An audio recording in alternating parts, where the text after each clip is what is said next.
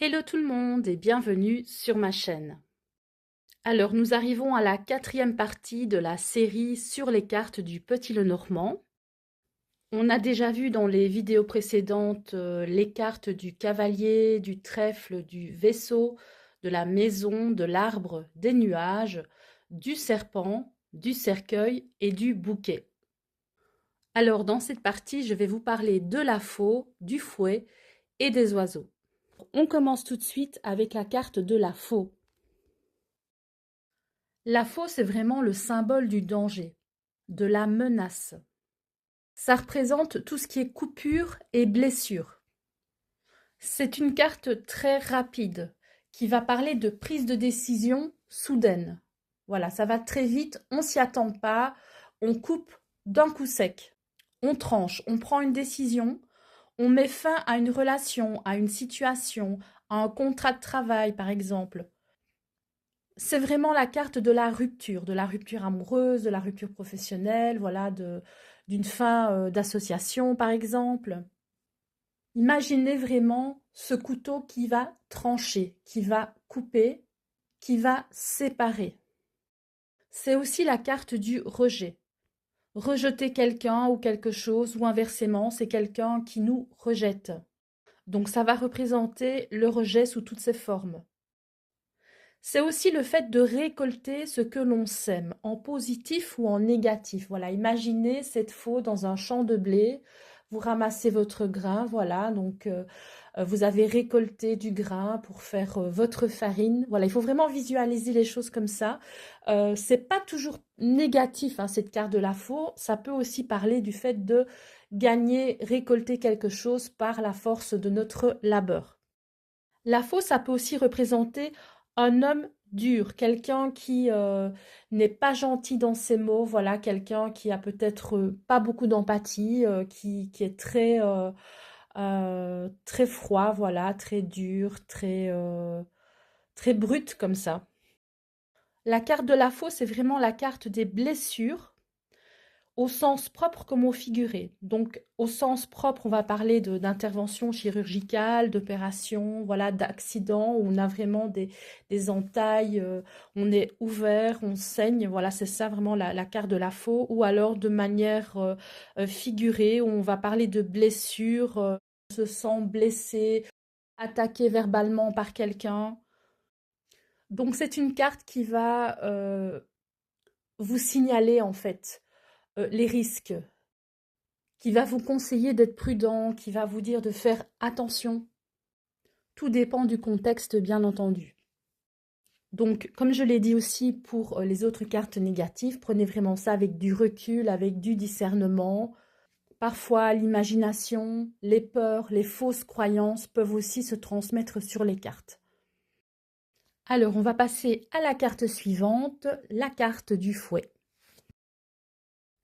Alors, la carte du fouet, c'est une carte qui va parler de violence verbale ou physique. On va parler de conflits, on va parler de disputes, d'agression verbale, d'agression physique.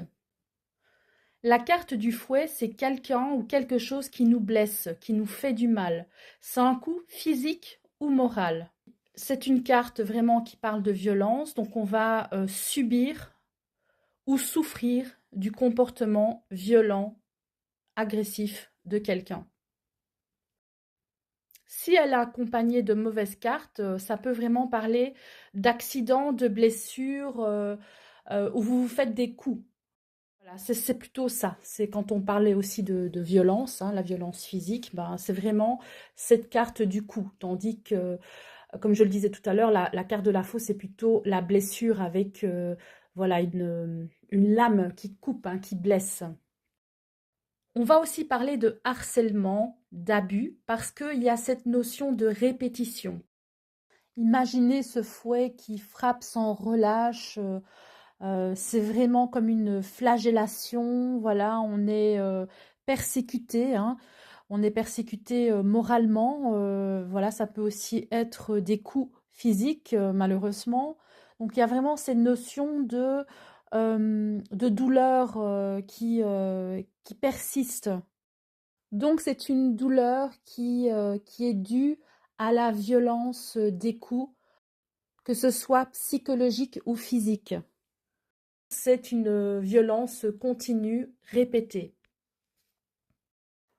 Ça peut aussi parler d'une douleur qui n'en finit pas, le fait d'avoir mal en continu, une maladie douloureuse par exemple.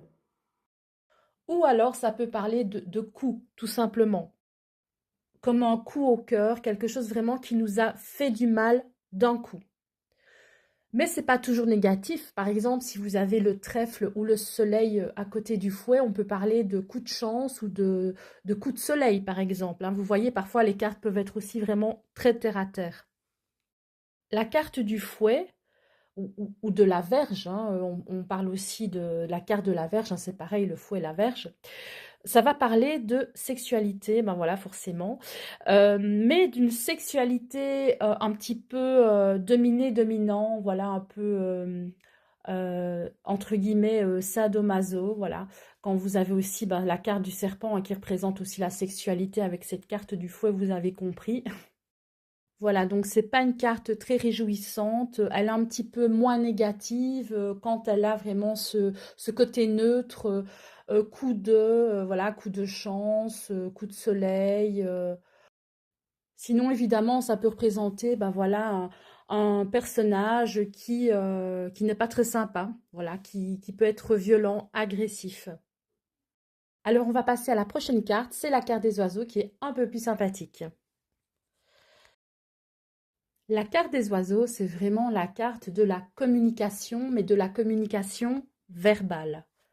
Ça va être des échanges, des conversations, des bavardages, des discussions, le fait de se parler, de communiquer. C'est tout ce qui a trait à la voix et au son. Imaginez un peu ce nid avec des oiseaux qui n'arrêtent pas de chanter. Vous entendez voilà ce piaillement, ce bruit. Ça parle. Alors du coup, ça va aussi parler de conversations téléphoniques, voilà, si vous faites des vocaux, si vous vous parlez en audio ou en visio par Internet, par exemple. Alors quand on parle de communication, on peut aussi avoir le travers avec les commérages, voilà, des gens qui parlent un peu trop, qui parlent beaucoup. On peut parler de ragots, par exemple, de gens qui parlent, on entend des rumeurs, des nouvelles qui se propagent, des informations qui se partagent, mais parfois, voilà, c'est pas toujours positif. Parfois, voilà, les gens parlent trop, les gens parlent sur le dos d'autres personnes, et donc on peut avoir ce petit côté péjoratif aussi avec les oiseaux. La carte des oiseaux, ça peut aussi parler d'un retour de communication. Par exemple, vous avez une série de mauvaises cartes, puis vous avez des cartes positives à la suite de ces mauvaises cartes, accompagnées de la carte des oiseaux. On peut parler d'une reprise de contact, voilà, d'une reprise de communication, d'un retour de communication. Les oiseaux, c'est aussi la nervosité, voilà, la prise de bec, hein. Quand on parle et puis qu'on a un mot qui dépasse nos pensées, par exemple, voilà, ça peut parler de petites disputes, de petites engueulades, de petites prises de tête. Voilà, imaginez ces oiseaux hein, qui font beaucoup de bruit très vite, hein, des sons rapides. Comme je l'ai dit, c'est vraiment la parole, la communication verbale et du coup, on va aussi parler d'avocat, voilà, du fait d'argumenter, d'expliquer, de s'exprimer, de prendre la parole. Les oiseaux aussi, ça peut parler de deux choses. Par exemple, un couple, voilà, de deux personnes qui forment un couple ou deux choses. Par exemple, la carte de l'oiseau avec la carte de l'enfant, ça peut parler de deux enfants.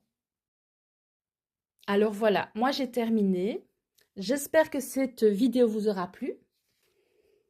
On parlera dans la prochaine vidéo de la carte de l'enfant, du renard et de l'ours. Et entre-temps, moi je vous fais plein des bisous et je vous dis à très bientôt. Bonne journée tout le monde.